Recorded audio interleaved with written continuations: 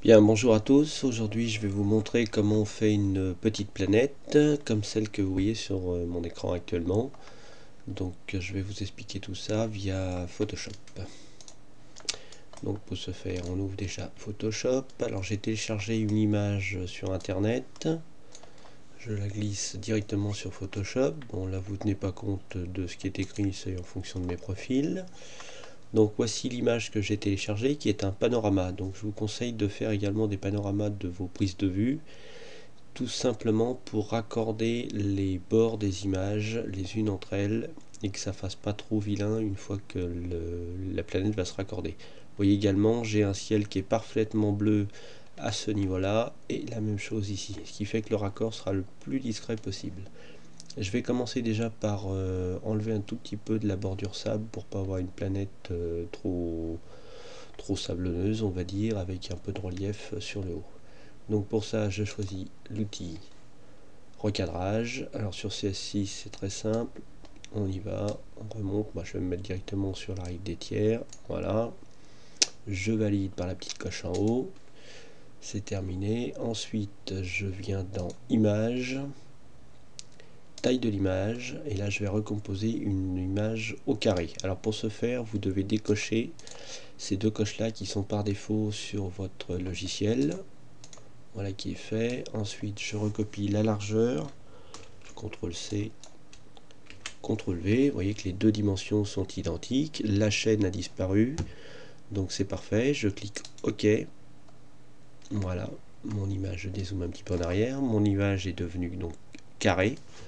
Ensuite, il faut que je retourne cette image, donc je vais toujours dans Images, rotation de l'image, 180 degrés. Voilà, elle se retrouve donc avec la tête en bas. Une fois que j'ai fait ça, je viens dans Filtre, Déformation, et vous avez Coordonnées polaires, vous cliquez dessus. Donc là, vous avez un zoom pour voir un peu le résultat, vous dézoomez. Voilà, vous avez la présentation qui s'affiche. OK. Donc là, il travaille un petit peu. Voilà, mon image est devenue à peu près normale. Donc là, la tête en bas, c'est pas très beau. Je reviens dans Images, rotation de l'image, je reviens à 180 degrés et je me retrouve donc avec une image qui est à peu près dans les bonnes proportions. Je vais la refaire un petit peu en carré et je ramène tout ça. Je vais la recentrer un petit peu plus. Voilà, je coche, OK. Alors, vous voyez que sur le haut de l'image, on a des petites imperfections qui se retrouvent dues aux coordonnées polaires. Alors, on va profiter de cette partie-là pour prendre l'outil pièce, de venir supprimer ces petits défauts.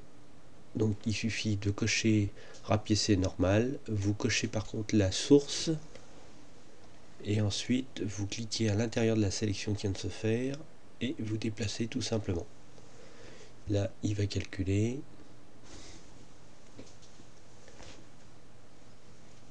Voilà, c'est fait. Et vous voyez qu'il n'y a plus de petits interstices qui subsistent. On va faire la même chose ici, là-haut. On va s'y prendre en plusieurs étapes pour avoir un raccord propre. Donc pareil, je vais chercher une zone de bleu qui est très propre. Il recalcule.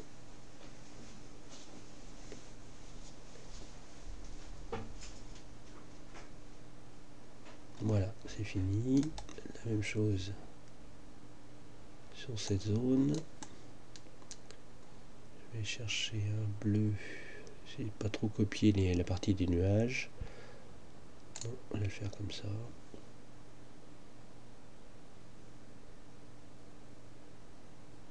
On aurait pu garder le rapiécé avant, s'il y avait plus de matière bleue, c'était peut-être plus simple. Bon, c'est pas très grave.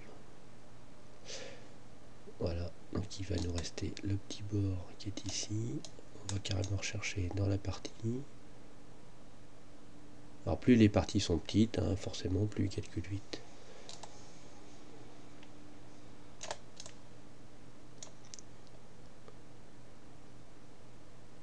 Donc c'est un petit peu fastidieux, mais... Alors par contre, vous voyez ce que je vous disais tout à l'heure sur la partie de rapiessage. Donc on voit bien que mon panorama s'est très bien ajusté au niveau des collines et également au niveau de la terre.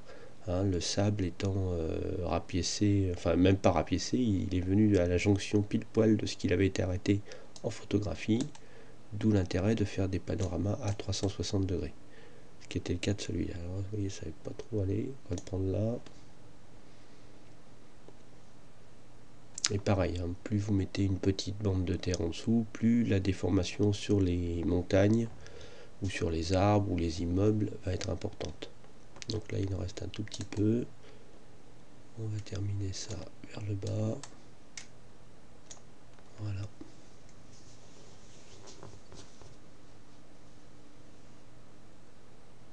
Voilà, on a un petit truc sympa. CTRL D pour désélectionner. Vous voyez que dans les angles, on n'a plus rien. Tout est bien propre, bien net, bien raccordé. Il reste un tout petit peu sur le liseré. Voilà, vous êtes prêts donc à avoir des petites planètes sympathiques. Donc je vous dis à une prochaine fois. Et puis plus vous en ferez, essayez d'en faire une douzaine. Comme ça, vous pouvez vous faire votre petite galerie pour le prochain montage en ligne avec Bertrand et la Dropbox. Allez, à bientôt, au revoir.